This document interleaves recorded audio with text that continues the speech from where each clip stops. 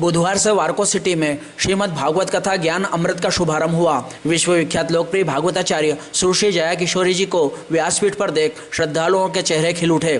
कथा के प्रथम दिवस में सुश्री किशोरी जी ने राधे कृष्ण कृष्ण कृष्ण राधे राधे, राधे श्याम श्याम श्याम राधे राधे भजन से शुरुआत कर भक्तों को धर्ममय कर दिया। कथा व्यास के व्यासपीठ पर विराजमान के पूर्व समिति के प्रफुल्ल शुक्ला एवं संरक्षक गोविंद सिंह रघुवंशी द्वारा व्यास मंडल की पूजा की गई। कथा पंडाल में वैदिक मंत्रों के साथ सुबह 8 बजे से 10 बजे तक 108 रुद्राभिषेक संपन्न कराए गए। यजमान दंपत्ति जिन्होंने रुद्र अभिषेक का लाभ लिया, उनके बैठने की बुधवार को विशेष व्यवस्था की गई थी।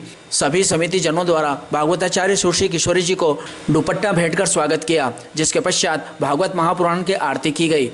भागवताचार्य जया किशोरी जी ने प्रथम दिन भागवत महात्म्य नारद जी भक्ति वार्तालाप गोकर्ण जी की कथा से भक्तों को भाव विभोर किया। और फिर मैं हर किसी हो गई, मतलब मुझे भी नहीं सुनाया, वरना रोजाना 10 प्रश्न होते थे, कहाँ गए थे, क्या बात हुई, क्या हुआ, कुछ नहीं बात हुई। तो बोले बाबा ने खुद ही प्रश्न कर लिया, अरे गणेश कार्तिक कहाँ? माता ने कहा गए होंगे कहीं, दिन भर अपने पास रखो। हमें पता ही नहीं होता कि महिलाएं नाराज सब हैं, क्योंकि इनकी खासियत है वो सीधे सीधे नहीं बोलेंगे कि हम नाराज हैं, खुद समझो, है ना? और अगर पता भी चल गया नाराज है, आप पूछोगे कि भाई क्यों है, क्या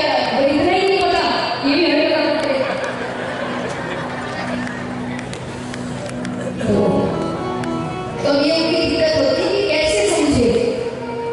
तो मैं आपको थोड़ा ये हल कर देती हूँ कि जब आपके सीधे प्रश्नों के उल्टे उत्तर आ रहे हैं, मतलब गलती हुई है, अब बैठ जाओ ढूंढने क्या गलती हुई। तो भोले बाबा ने बहुत सीधा प्रश्न किया है, गणेश नंबर अपने पास रखो। भोले बाबा कहते नहीं, मैंने ऐसा तो नहीं कहा। उनको लग तो रहा है कि चटपटी बात। फिर पार्वती जी ने पूछ लिया, आप मुझे बताइए आप मुझसे प्रेम करते हैं कि? भोले बाबा कहते हैं ये कोई पूछने की बात है, बहुत प्रेम करते हैं, सबसे ज्यादा प्रेम ही हम आपसे करते हैं। बोले करते हैं तो ये अमर कथा क्या है? भोले बाबा कहते इसके बारे में किसने बता दिया? अब उन्होंने नेत्र बंद किए तो सारा दृश्य सामने आ गया। भोले बाबा कहते ब्राह्मण देवता आते हैं और अपना कोई ना कोई काम करके जाते हैं।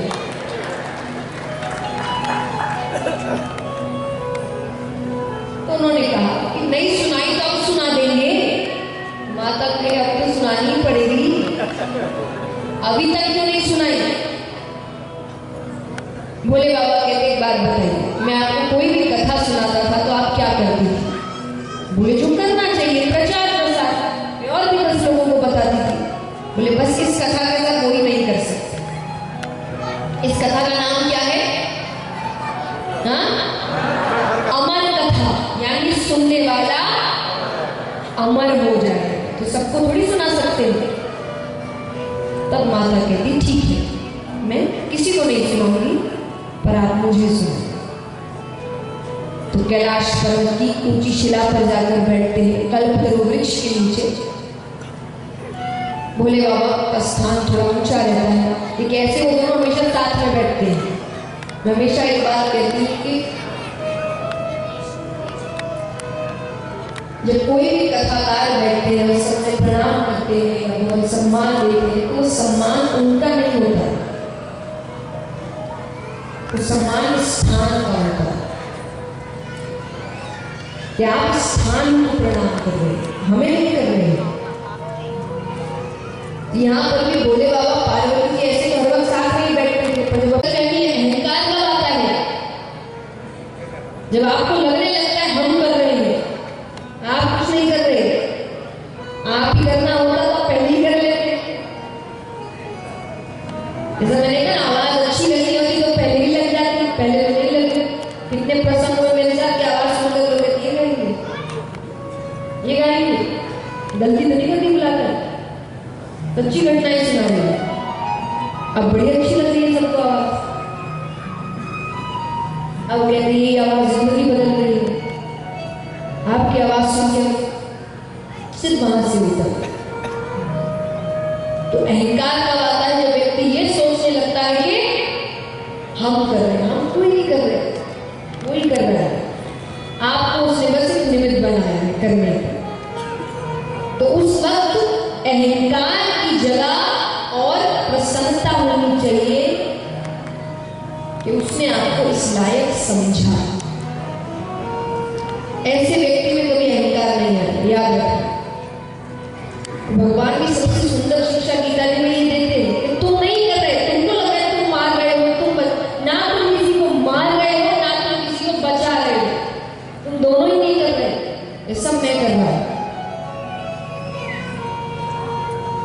इसलिए जिसने ये बात समझ ली ना, और व्यक्ति जिंदगी में कितना भी बड़ा हो जाए, कितना भी नामी हो जाए, कितना भी धनवान हो जाए, उसमें अहंकार नहीं आए, क्योंकि उसको पता है कि ना मैं करने वाला हूं और ना मैं कुछ बदलने वाला, सब वो कर रहा है। तो यहाँ पर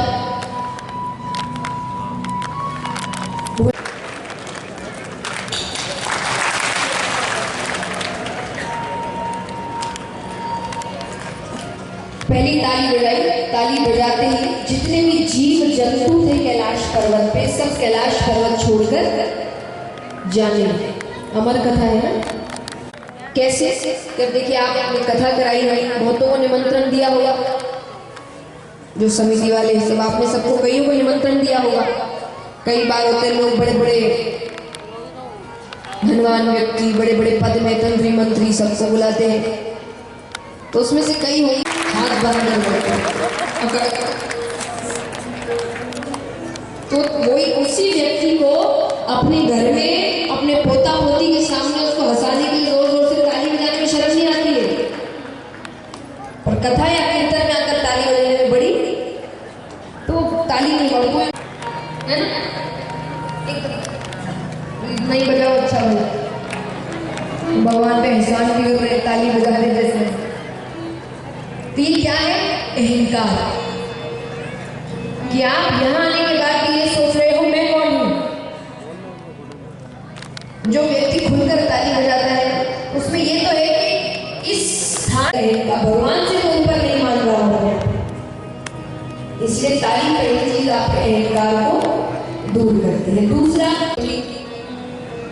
कितनी देर से बैठे हो ही जाता है ना, तो इसीलिए जब बीच बीच में भजन आते हैं तो आपको ताली बजाने को कहा जाता है कि उस वक्त आप इतने अच्छे से ताली बजाएं कि आपके शरीर में एक ऊर्जा पैदा हो, तो कुछ समय तक वो ऊर्जा रहे। तो इसलिए हर समय में भजन आ ही जाते हैं, तो इसलिए भजन में अच्छे से ताली तो आपके आलस को दूर करती है, ताकि कथा में आप आलस महसूस ना करें या झपकी के कारण आपका कुछ जरूरी प्रसंग मिस ना हो जाए, आलस हटा। तीसरा, कई बार हमारे आसपास ऐसे जीव जंतु बैठ जाते हैं जो खुद तो कथा सुनते हैं, दूसरे को भी सुनने नहीं देते।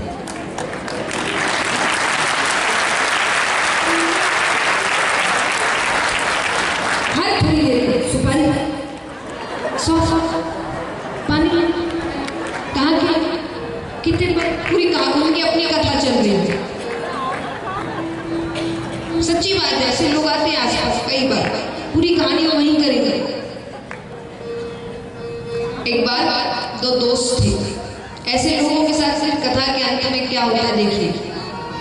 दो दोस्त थे, दोनों के गांव में कथा होने वाली थी, दोनों बड़े प्रसन्न थे, उनको कथा सुननी थी, लेकिन अब किसी काम से एक दोस्त को उसी समय गांव से बाहर जाना था।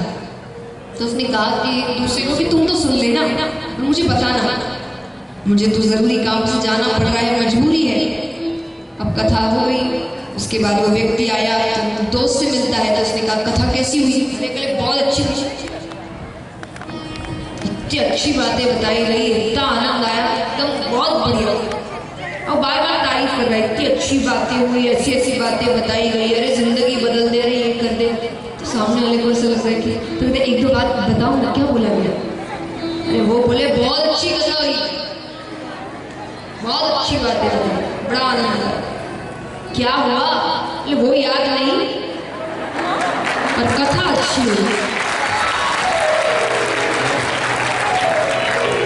ऐसी अच्छी कथा का क्या कर लेंगे आप?